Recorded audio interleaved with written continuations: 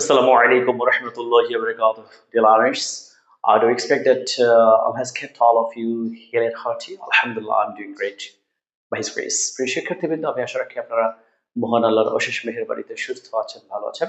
আলহামদুলিল্লাহ ভালো আছি। Dear learners, you know that we have been learning the rules of compounding sentences. আমরা compounding sentences নিয়ম আলোচনা করছি। অসংখ্য নিয়ম আছে এখানে। আমরা সিম্পল কমপ্লেক্স কম্পাউন্ডের মধ্যে যে কম্পাউন্ডিং সেন্টেন্সের রুলগুলো আছে এগুলো আমরা আলোচনা করছি। আমরা ছোট এর ব্যবহার, সো দ্যাট এর ব্যবহার, তারপর হচ্ছে এনাফ টু, সো দ্যাট এর ব্যবহার, তারপর হচ্ছে spite of, despite, though, although, since, as, because, on account of, because of, প্রবাদে আজ এর ব্যবহার, তারপর হচ্ছে আমরা প্রবাদে বাটের ব্যবহার এগুলো শিখেছি। আজকে আমরা কম্পাউন্ডিং সেন্টেন্সের নিয়ম শিখবো যেগুলো সিম্পল কমপ্লেক্স কম্পাউন্ডে আছে। আজকে আমরা নিয়ম শিখবো বাই প্লাস জেরান্ড। আমরা জানি সাধারণত এইটা সিম্পল সেন্টেন্সে ব্যবহার করা হয়, এটা কমপ্লেক্স সেন্টেন্সের নিয়ম।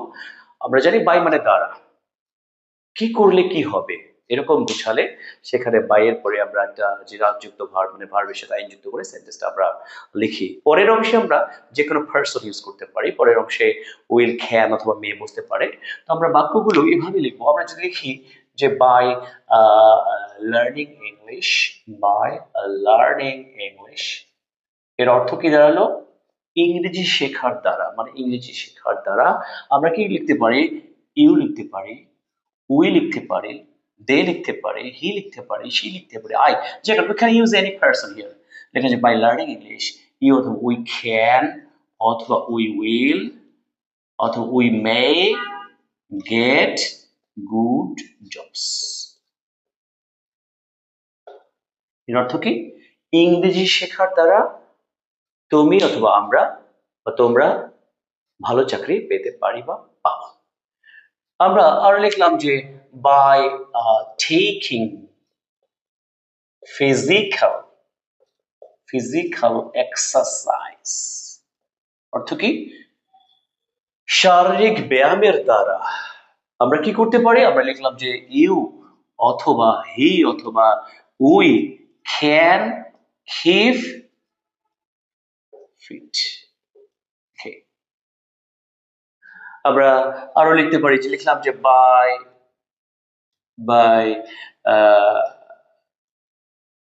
by taking balanced diet you can keep fit, অথবা লিখলাম by working hard you অথবা we অথবা they can অথবা will অথবা may prosper or succeed or shine in life। অর্থ কি? কঠোর পরিশ্রমের দ্বারা by toiling hard you or we can অথবা will অথবা may prosper in life। তাহলে আমরা তিনটা এখানে বাক্য লিখলাম বাই দিয়ে। বাই দ্বারা কি বোঝায়? দ্বারা। আমরা জানি বাই মানে দ্বারা, উইদাউট মানে ছাড়া। তাহলে এটা সাধারণত সিম্পল সেন্টেন্সে ব্যবহৃত হয়। আমাদের যদি এই ধরনের বাক্য থাকে আমরা পরের অংশে যে কোনো পারসন ইউজ করতে পারি এবং পরের অংশে উইল অথবা ক্যান অথবা মে ইউজ করতে পারি। মানে কি করলে কি হবে? আমরা লিখেছি বাই লার্নিং ইংলিশ ইউ অথবা উই ক্যান অথবা উইল অথবা মে get good jobs, by taking physical exercise you অথবা we can keep fit।